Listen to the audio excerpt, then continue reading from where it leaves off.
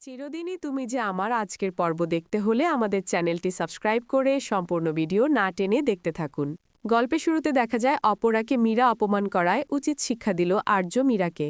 আমরা দেখতে পাবো খুব কষ্ট পেয়ে আরও রাজনীনির ঘরে চলে যায়। সেখানে রাজনীনিকে ডাকতে থাকে, বলছে, কই তুমি শুনছো? তুমি আমার কথা শুনছো? আমি না বাঁচতে চাই, তোমাকে নিয়েও বাঁচতে চেয়েছিলাম, কিন্তু তুমি আমাকে ছেড়ে চলে গিয়েছো। কিন্তু এখন আমি বাঁচতে চাই। সবাই বলে তুমি যেখানে গিয়েছো সেখানে গেলে নাকি সব সত্যি জানতে পারা যায়। তাহলে তুমি সত্যি অবশ্যই জানতে পেরেছ। কিন্তু তবুও আমি তোমাকে নিজেই বলতে এসেছি, আমি ভালোবেসেছি, নতুন করে আবার ভালোবেসেছি, অনেক ভালোবেসেছি। জানো তো, অনেক ঝড়ঝাপটা অতিক্রম করে, বয়সের বাধা, অনেক কিছু বাধা এসেছিল, সব কিছু অতিক্রম করে আমরা দুজন এক হয়েছি। জানো তো, আমি অপর্ণাকে কথা দিয়েছি, ওকে আমি আগলে রাখব, সারা জীবন আগলে রাখব। আর তুমি তো জানো আমি কেমন, আমার কথার খেলাপ তুমি হতে দিও না। কারণ তোমাকেও তো আমি কথা দিয়েছিলাম, সেটা আমি রাখতে পারিনি, তুমি আমাকে ছেড়ে চলে গিয়েছ। এবার যেন আমি অপর্ণাকে দেওয়া কথা রাখতে পারি। হেল্প করো না আমাকে, অনেক ভালোবেসে ফেলেছি যে ওকে, হেল্প করো প্লিজ, আমাকে বাঁচতে দাও। এটা বলে হাত জোর করে একা একা রাজনীনির রুমে ক্ষমা চাইতে থাকে আর্য, আর খুব কান্না করতে থাকে। এদিকে অপর্ণা আর্যর জন্য অপেক্ষা করছে, আর্য কিছুতেই আসছে না। এদিকে অপর্ণা অপেক্ষা করতে করতে একদম ঘুমিয়ে পড়েছে। তখনই আর্য এখানে চলে আসে আর এসে দেখে অপর্ণা ঘুমিয়ে পড়েছে। তখন বলছে, অপর্ণা ঘুমাও, নিশ্চিন্তে ঘুমাও, এই মধ্যরাতে ঘুমটা তোমার অনেক ভালো হোক, তুমি অনেক সুখে থাকো অপর্ণা, এটাই চাই। কোনো কষ্ট তোমাকে যেন স্পর্শ না করতে পারে, আর কেউ পাশে না থাকুক, এই মানুষটা তোমার পাশে আছে, তুমি ঘুমাও। এই বলে মাথায় হাত বুলাতে থাকে আর্য, আর তখন আস্তে আস্তে তার পাশে শুয়ে পড়ে। তখন হঠাৎ করে একসময় একদম ছিটকে ওঠে, ছিটকে উঠে আর্যকে জড়িয়ে ধরে, কিন্তু ঘুমিয়ে পড়ে। তখন আর্য তাকে বাচ্চা মানুষের মতো মাথায় হাত বুলিয়ে দিয়ে ঘুম পাড়াতে থাকে। অন্যদিকে মানসীর যেন ঘুম নেই, সে একই চিন্তায় আছে, তাদেরকে কেন ইভেন্টে পাঠানো হলো? মাদার ইনল তার এই লক্ষ্য ছিল আর্যদা এবং অপর্ণার ফুলসজ্জা করাবে? তো এটা নিয়ে ভাবছে মানসী, আর বলছে, না না, কিছু তো একটা ব্যাপার অবশ্যই আছে। তখনই অর্ক বলে, কি ব্যাপার মানসী, তুমি ঘুমাচ্ছ না কেন? এত রাত হয়ে গিয়েছে, তুমি না বললে তোমার মাথা ধরেছে? তখন মানসী বলে, হ্যাঁ মাথা তো ধরেছে, এজন্যই ঘুম আসছে না। তখন বলে, ঠিক আছে, ঘুমিয়ে পড়ছি। এ বলে মানসী ঘুমাতে যায়। পরদিন সকালে আমরা দেখতে পাবো মানসী এবং রাজলক্ষ্মী একসঙ্গে চা খাচ্ছে। বলছে, মাদার ইন ল, আচ্ছা আচ্ছা, কালকে আর্যদা আপনার কি হয়েছিল? ওদেরকে না অনেক ডিস্টার্ব লাগছিল। তখন রাজলক্ষ্মী বলে, ঝড়ের মধ্যে কাঁচটা ভেঙে গিয়েছিল। মানসী, আমি কিন্তু তোমাকে রাত্রিতে বলেছিলাম, তারপর তুমি টেনে ভাবছ? তখন মানসী বলে, হ্যাঁ মাদার ইন ল, চিন্তা তো হয়, যে ঘটনাটা ঘটেছে, চিন্তা তো চলে আসে। তখন রাজলক্ষ্মী বলে, মানসী, তুমি এত ভেবো না, বুঝতে পেরেছ? এটা বলে আর কোনো কথা বলার সুযোগ না দিয়ে রাজলক্ষ্মী ওখান থেকে চলে যায়। তখন মানসী বলে, বুঝতে পেরেছি, মাদার ইন ল আমাকে কিছুই বলবে না, যা বলার আমি অপর্ণার পেট থেকে বের করব। এদিকে অপর্ণারও ঘুম ভেঙে গিয়েছে। উঠে দেখে সে আর্যর সঙ্গে একদম কাছাকাছি শুয়ে আছে, এমনকি তার পাটা আর্যর পায়ের সঙ্গে স্পর্শ লেগে আছে। বলছে, এটা কি হলো? স্যারের সঙ্গে আমার পা লেগে গিয়েছে? না না, এটা তো ঠিক হলো না। তখনই আর্যর ঘুম ভেঙে যায়। বলছে, স্যার আমি না ঘুম ভাঙাতে চাইনি, কিন্তু আপনার পা না আমার পায়ের সঙ্গে একদম লেগে আছে। তখনই অপর্ণা প্রণাম করতে থাকে। বলছে, তুমি কি করছো? আমাকে প্রণাম কেন করছো? তখন বলে, স্যার ঘুমের ঘরে না আপনার পায়ের সঙ্গে আমার পাটা লেগে গিয়েছিল, এজন্যই প্রণাম করছি। তখন বলে, তোমার মাথা ঠিক আছে? তখন বলে, হ্যাঁ মাথা ঠিক আছে, আমি তো এটাই শুনে আসছি সব সময়। আর তাছাড়া আপনি আমার গুরুজন, আপনার পায়ে পা লেগেছে তাহলে আমি প্রণাম করব না? যা শুনে আর্যতা অবাক হয়ে যায়। তখন বলে, তুমি কি বললে? তখন অপর্ণা আবারও বলতে থাকে, স্যার আপনি তো গুরুজন, এজন্য আমি প্রণাম করেছি, আপনার পায়ের সঙ্গে আমার পা লেগে গিয়েছিল। তখন আর্য বলে, শোনো, আমিও তো অনেক কিছু জানি না, এই প্রথম জানলাম যে হাজবেন্ডের পায়ে পা লাগলে প্রণাম করতে হয়। থ্যাংক ইউ তোমাকে জানানোর জন্য। তো এটা নিয়ে আর্য মজা করতে থাকে। তখনই অপর্ণা প্রশ্ন করে, স্যার উনি কি আপনার সমবয়সী ছিলেন? তখন আর্য বলে, কে সমবয়সী ছিলেন? তখন অপর্ণা বলে, গতরাতে আপনি যে রুমে গিয়েছিলেন ওই রুমের মানুষটার কথাই বলছি। তখন তো যা শুনে আটকে ওঠে আর্য, বলছে, কালকে অপর্ণা তাহলে আমাকে দেখেছে? তখন অপর্ণা বলে, স্যার আপনি চিন্তা করবেন না, আমি না ওনার মতোই হয়ে উঠব, আপনাকে আগলে রাখব, আপনার চেষ্টা করব।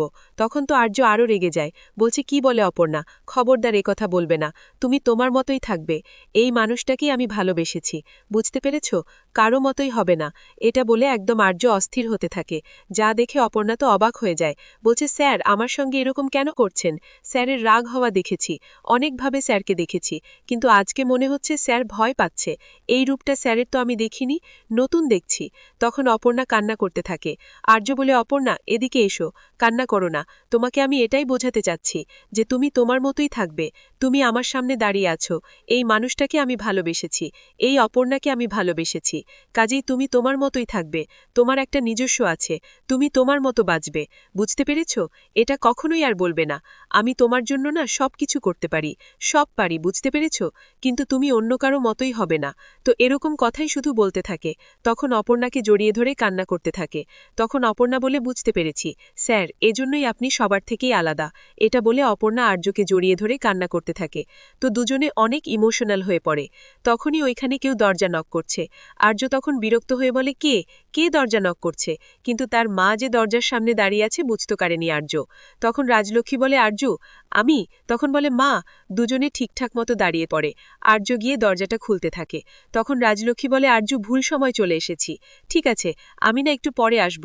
তখন বলে, মা কি যে বলো না, কেন ভুল সময় আসবে? তখন রাজলক্ষ্মী বলে, অপর্ণা এখন কি আসা ঠিক হয়েছে, বলো, তুমি বলো না। তখন অপর্ণা বলছে, না মা আসেন, কিচ্ছু হয়নি, আপনি আসেন। আর মিটিমিটি হাসতে থাকে।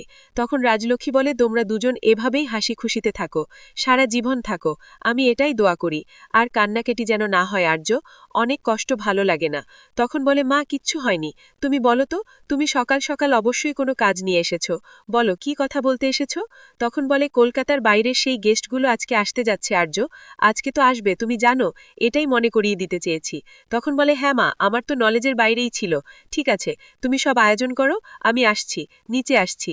আর অপর্ণাকেও রাজলক্ষ্মী সবকিছু বুঝিয়ে দেয় যে কোম্পানির কিছু স্পেশাল গেস্ট আমাদের বাড়িতে আসবে, কারণ কলকাতার বাইরের গেস্ট এগুলো, ওদের ঠিকমতো আমাদের আপ্যায়ন করতে হয়, সবকিছু বুঝিয়ে দেয় অপর্ণাকে।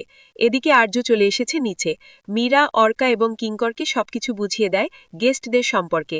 তখন মীরা বলে, আচ্ছা এবার কি বাড়ির বাইরে করলে গেস্টদের আপ্যায়ন ভালো হতো না? তখন রাজলক্ষ্মী চলে আসে, বলছে, মীরা কেন, এই সিংহরায় পরিবার থেকে বড় ব্যবস্থা তুমি কোথায় পাবে? তখন বলে, না একটু ভালো হতো আর কি। তখন রাজলক্ষ্মী বলে, হ্যাঁ হ্যাঁ মা, বাড়িতেই হবে, আমার মা বলেছে সবকিছু বাড়িতেই হবে।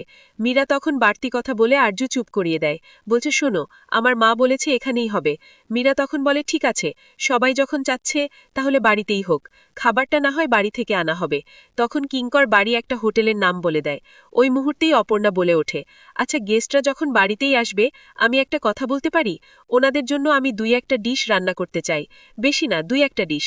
তখন যা শুনে রাজলক্ষ্মী আর আর্য মনে মনে অনেক খুশি হয়ে যায়, কিন্তু মীরা অপর্ণাকে অনেক অপমান করতে থাকে।